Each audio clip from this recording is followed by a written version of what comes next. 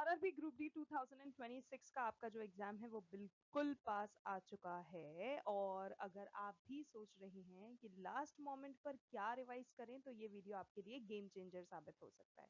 Trust me, I really meant that. तो game changer से मेरा मतलब ये नहीं है कि हाँ भाई बिल्कुल ही उलट पुलट हो जाएंगी सारी की चीजें, बट गेम चेंजर से मेरा मतलब ये है कि रिसेंटली जो टीसीएस ने एग्जाम कंडक्ट करवाया था उसमें कुछ ऐसे सवाल थे जो कि पूछे गए हैं। तो आप अगर इस वीडियो को देखते हैं तो आपको पता चल जाएगा कि कौन से ऐसे प्रश्न हैं, कौन से ऐसे सवाल हैं जो कि आपके आरआरबी ग्रुप डी के पेपर में, जो कि आपका 3 तारीख से लेके 31 अगस्त तक होने वाला है, उसमें पूछे जाएंगे।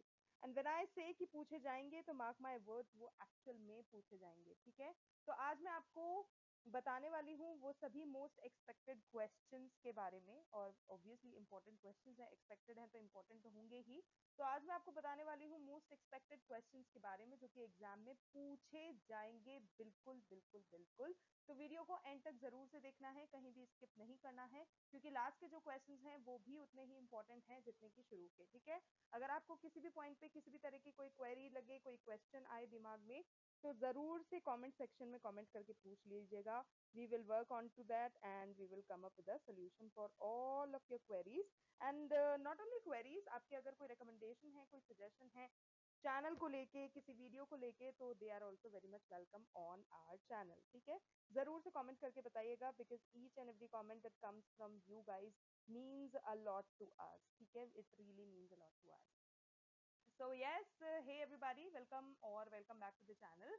आज जैसे कि मैं आपको बता ही चुकी हूँ कि हम डिस्कस करेंगे आरआरबी ग्रुप डी 2026 के लिए कुछ ऐसे मेमोरी बेस्ड और बहुत ही ज़्यादा मोस्ट एक्सपेक्टेड क्वेश्चंस जो कि प्रीवियस ईयर के ट्रेंड से लेटेस्ट जो भी एग्जाम पैटर्न आ रहा है और जो भी करंट सिलेबस आपका पूछा जाएगा, उन सभी को ध्यान में रख के बने हैं, उन सभी को ध्यान में रख के तैयार करे गए हैं। ठीक है, तो जल्दी से वीडियो को शुरू कर लेते हैं। That's all about the talking.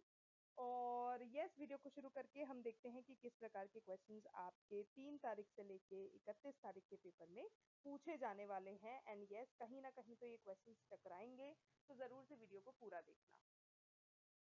तो गाइस स्टार्ट करते हैं कुछ ऐसे बेसिक क्वेश्चन से जो कि बच्चों को लगता है अरे यार ये तो कितना तुच्चा सा क्वेश्चन है, लेकिन कभी कभी क्या होता है ना, ये जो बेसिक से क्वेश्चंस होते हैं ना वो भी बच्चों को कंफ्यूज कर देते हैं, क्योंकि वो इतना ज्यादा ओवर कॉन्फिडेंट हो जाते हैं that they and up not preparing those basic questions. ठीक है, तो सबसे पहला basic yet very important question जो कि आपको पूछा जा सकता है वो है आपके विटामिन का विटामिन सी का मतलब जो किस और नाम से विटामिन सी को जाना जाता है। ठीक है, तो गाइस जो भी साइंटिफिक नेम्स होते हैं वो जरूर से याद कर लेने हैं। किसी भी विटामिन का कुछ भी पूछ सकते हैं।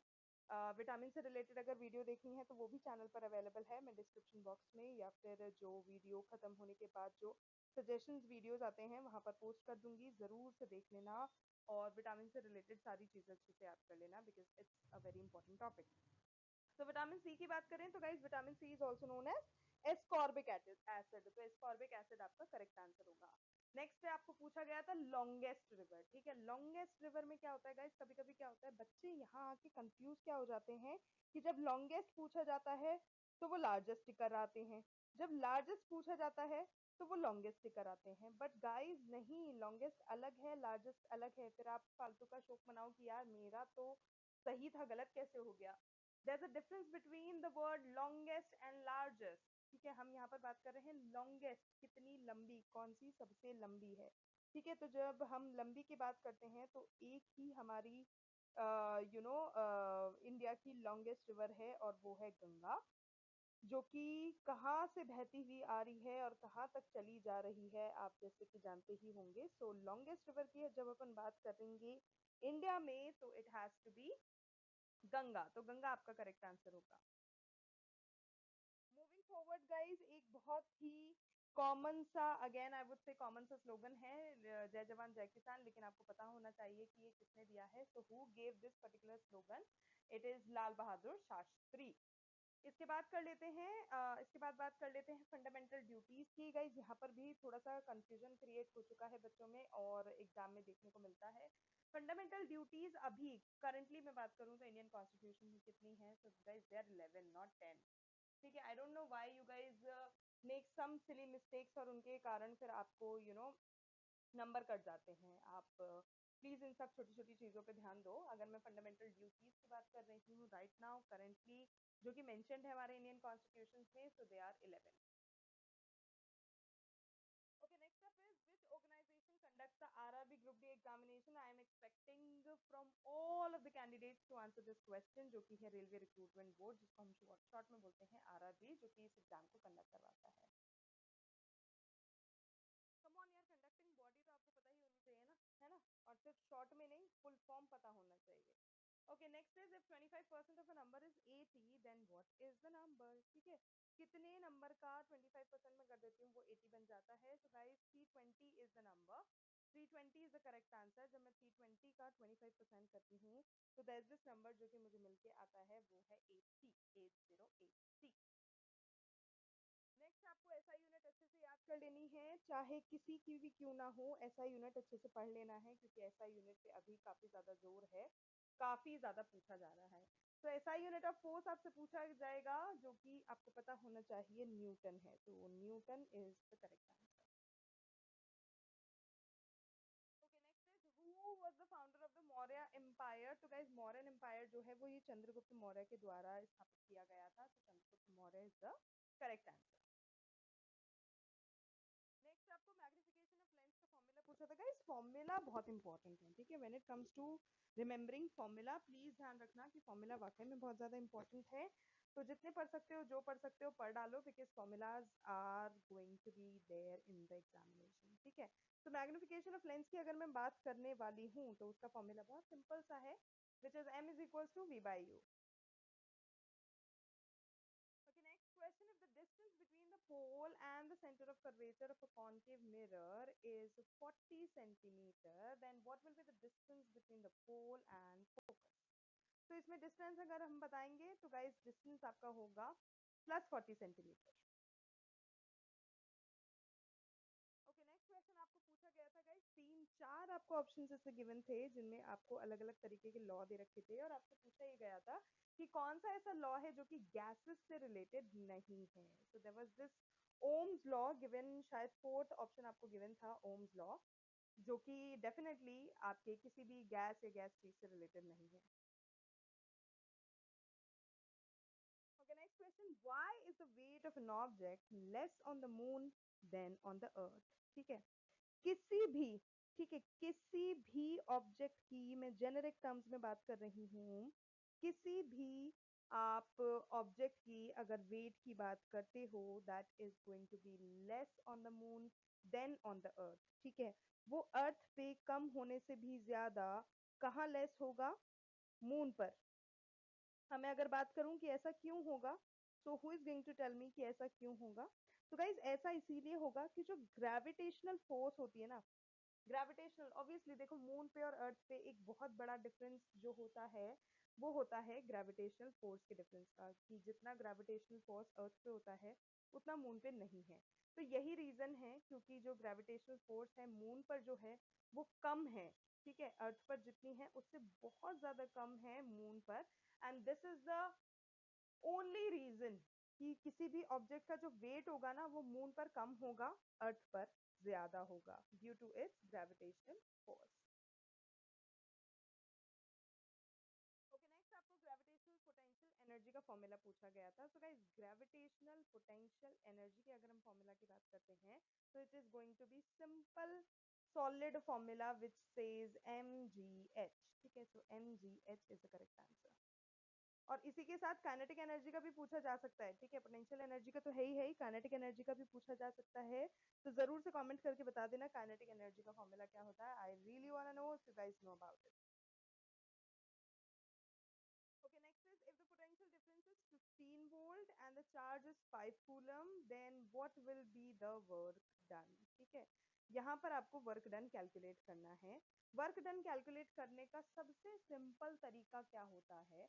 जब आपको W निकालना है, ठीक है, वर्क डन निकालना है, तो आप क्या करो, पोटेंशियल डिफरेंस जो दे रखा है वो उठा लो, ठीक है, और जो चार्ज है वो उठा लो, उसको उठा के मल्टीप्लाई कर दो, और जब आप मल्टीप्लाई कर देते हो तो आपको मिल जाता है आपने कितना काम किया है।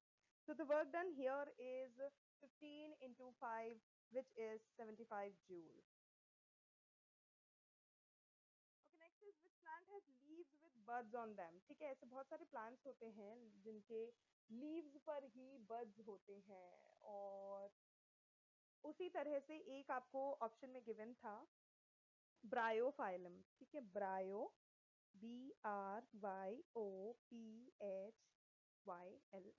तो ये जो ब्रायोफाइलम की हम बात कर रहे हैं ना, ये एक ऐसा प्लांट होता है जिसकी जो लीव्स होती है ना, पत्तियां, उसकी पत्तियों पे ही बर्ड्स होते हैं।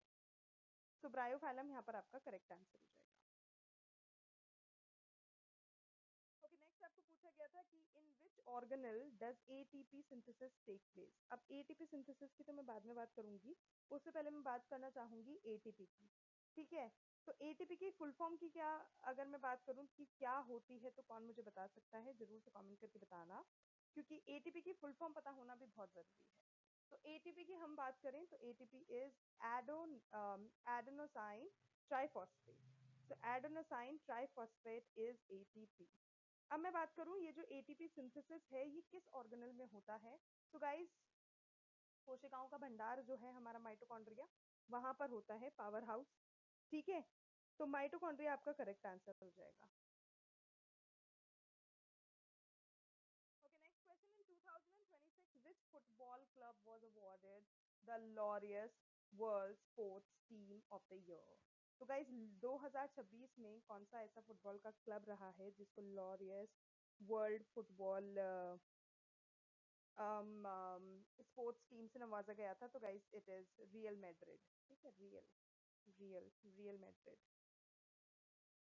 या REAL Madrid. Okay okay guys, next again आपको एक फॉर्मूला पूछा जाएगा जो आपको बताना है एनर्जी का, ठीक है। यहाँ पर आपको एनर्जी का फॉर्मूला पूछा जाएगा। एनर्जी का जो फॉर्मूला होता है क्या होता है, in terms of power I am talking about, ठीक है। तो एनर्जी का जो फॉर्मूला होता है इन टर्म्स ऑफ पावर, वो क्या होता है, वो होता है guys energy is equals to power into time. Okay, next is under the Ullas new India literacy programme, ठीक है। न्यू इंडिया लिटरेसी प्रोग्राम की यहाँ पर बात हो रही है। ऐसी कौन सी स्टेट है जो कि बन गई है इंडिया की पहली फुली लिटरेट स्टेट। तो पहली फुली लिटरेट स्टेट की अगर मैं बात करूं जो कि बनी है रिसेंटली उल्लास प्रोग्राम के according, so guys it is none other than Mizoram. तो मिजोरम यहाँ पे आपका करेक्ट आंसर हो जाएगा। Okay, moving forward.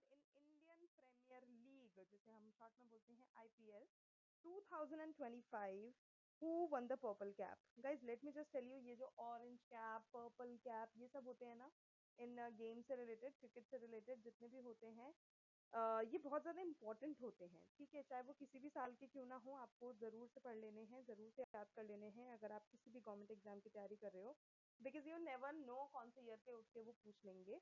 तो IPL 2025 की अगर मैं बात करूं तो पर्पल कैप किसने जीता है, तो प्रसिद्ध Krishna is the correct answer. जरूर से याद कर लेना। Okay, which of the following is the example of Newton's third law of motion. तो गाइस न्यूटन के थर्ड लॉ ऑफ मोशन की बात करें तो थर्ड लॉ ऑफ मोशन क्या कहता है, सबसे पहले तो यही जान लेते हैं कि every action has an equal and opposite reaction, ठीक है। होता है ना, रिएक्शन होता है ना, तो रिएक्शन किस में होगा, तो एक ऑप्शन गिवन था firing of a bullet from a gun. तो जब आप ध्यान दो, जब आप किसी गन से बुलेट चलता है ना, तो पीछे की तरफ धक्का आके लगता है, राइट। तो पीछे की तरफ जब धक्का आके लगेगा तो आपका जो बुलेट चलाने में एक्शन रिएक्शन रहा है वो दोनों ही तरफ से रहा है।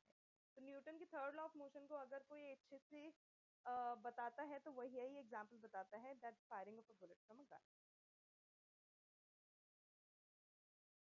ठीक है गाइस, तो ये थे वो सारे ही इंपॉर्टेंट क्वेश्चंस जो कि आपको रट्टा मार के पढ़ लेने हैं, क्योंकि 100% 3 तारीख से लेके 31 तारीख के पेपर में, सॉरी 21 तारीख के जो आपका पेपर होने वाला है RRB GD का, उसमें पूछे जाएंगे। तो जरूर से क्वेश्चंस अच्छे पढ़ लेना। हम और भी क्वेश्चंस लेकर आएंगे, और भी सीरीज लेकर आएंगे ग्रुप डी से रिलेटेड। बाकी अगर कोई कंफ्यूजन हो तो जरूर से कमेंट कर देना, ठीक है। We will handle that. और अगेन मैं तो बस यही कहना चाहूंगी कि एग्जाम से पहले किसी भी नए टॉपिक को बिल्कुल भी मत छू लेना, ठीक है। बिल्कुल कोई जरूरत नहीं है, जितना जो पढ़ लिया उसको अच्छे से रिवाइज कर लो। कम से कम उस चीज को तो स्ट्रांग बना लो, नहीं तो नई चीज को लाने के चक्कर में पुरानी भी भूल जाओगे।